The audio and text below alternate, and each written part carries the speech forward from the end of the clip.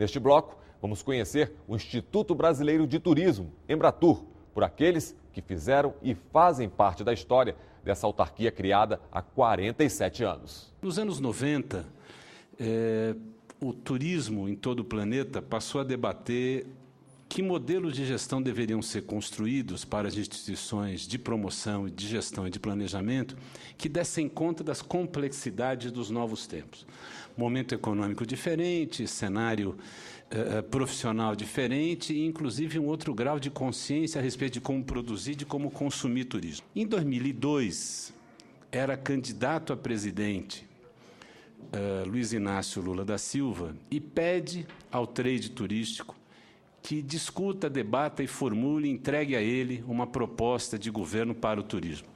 Eu tive a honra de ser convidado para coordenar esse debate e entregamos a ele, em 2002, uma proposta que defendia a criação do Ministério do Turismo e defendia a transformação da Embratur na unidade de promoção de produtos, serviços e destinos turísticos brasileiros no exterior. Estas duas questões centrais foram apresentadas, debatidas em campanha, o presidente é eleito, toma posse, em 2003 cumpre com essas duas demandas do setor. Já em 2006, como fruto dos debates extremamente profundos, profícuos e constantes que esta equipe tinha dentro da Embratur, em seminários periódicos, e da Embratur com o conjunto da sociedade, com o setor turístico organizado, surge, finalmente amadurece, coletivamente, a proposta de criar um novo modelo de gestão. Esse modelo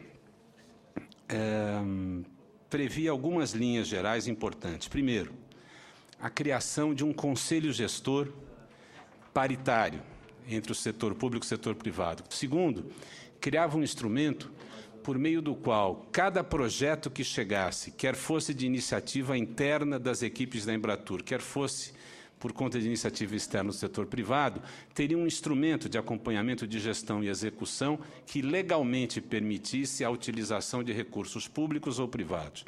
Terceiro, esse modelo criava um instrumento de gestão permanente na medida em que essa instituição passava a ser uma instituição de Estado, qual seja, uma instituição com tempos de programas e projetos bastante perenes e capazes de cumprir objetivos de médio e longo prazo. E, por fim, um tema bastante importante é que propunhamos que, naquele momento, tendo sido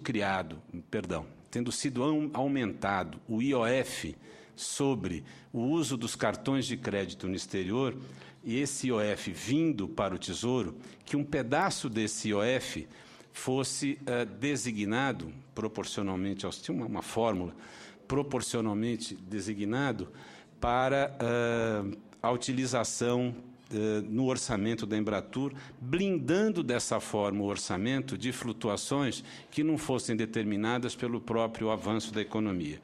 E a forma de pactuar a gestão deste instrumento novo de gestão com o governo seria um contrato de gestão. Esse processo passou por debate do Ministério do Planejamento, do Turismo, etc. E quando eu deixo a presidência da Embratur e retornei a São Paulo, para a universidade, para a minha atividade anterior, ele acaba por ser encaminhado, se não me engano, ao Congresso, pouco tempo depois, e aí, por uma decisão interna, acaba sendo juntado com um projeto de saúde, aí não andou mais nada, porque não havia consenso nos projetos de saúde, e esse projeto, como um estava pensado no outro, não andou. Eu vejo que agora o projeto volta com alguns ajustes, mas, a princípio, não me agrada, eu não sei quem são os colegas, os companheiros que idealizaram e redigiram esse novo termo, não me agrada retornar a um cenário de 10 anos atrás, quando a promoção nacional se articulava com a promoção nacional. Por quê?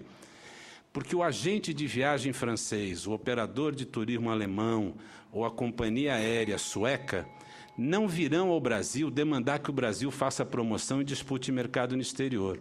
Agora, toda a demanda nacional está na porta do presidente da Embratur todo dia, a partir do momento em que esse projeto for colocado. Então, acho que, conceitualmente, merece uma análise bastante aprofundada essa proposta de retomar um conceito antigo. Nós estamos com um projeto de lei, um anteprojeto de lei em consulta pública, inclusive para as entidades do trade e para a sociedade que nos assiste, para nossos servidores também. Um anteprojeto que pretende exatamente redesenhar a Embratur. E, sinteticamente, quais são os dois traços principais dessa proposta que nós colocamos em consulta pública e depois vamos, em algum momento, discutir internamente no Ministério do Turismo, na Casa Civil, para que, enfim, chegue a esse Congresso. O primeiro ponto seria a transformação da Embratur, ainda que mantendo a denominação, a sigla, na Agência de Promoção do Turismo Brasileiro, ou seja, condensando todas as tarefas promocionais na Embratur, não só aquelas relativas à promoção internacional, mas também as relativas à promoção nacional, a fim de garantir unidade de mensagens, estratégia de comunicação. Hoje, quando Vossa Excelência desembarca no aeroporto brasileiro, a senhora encontra uma placa onde há a marca Brasil no canto superior esquerdo, e não há congruência necessária entre essa mensagem, que é transmitida por campanhas do Ministério do Turismo, com aquilo que a Embratur faz no exterior.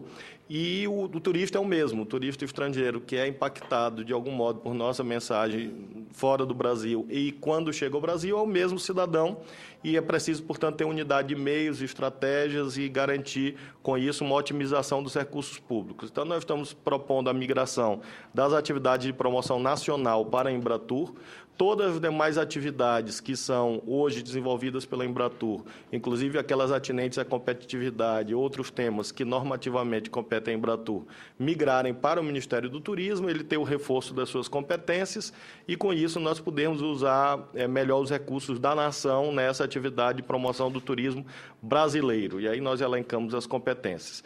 E o segundo traço, finalmente, desse anteprojeto que me parece muito importante, é exatamente a institucionalização dos mecanismos de parceria com o setor privado.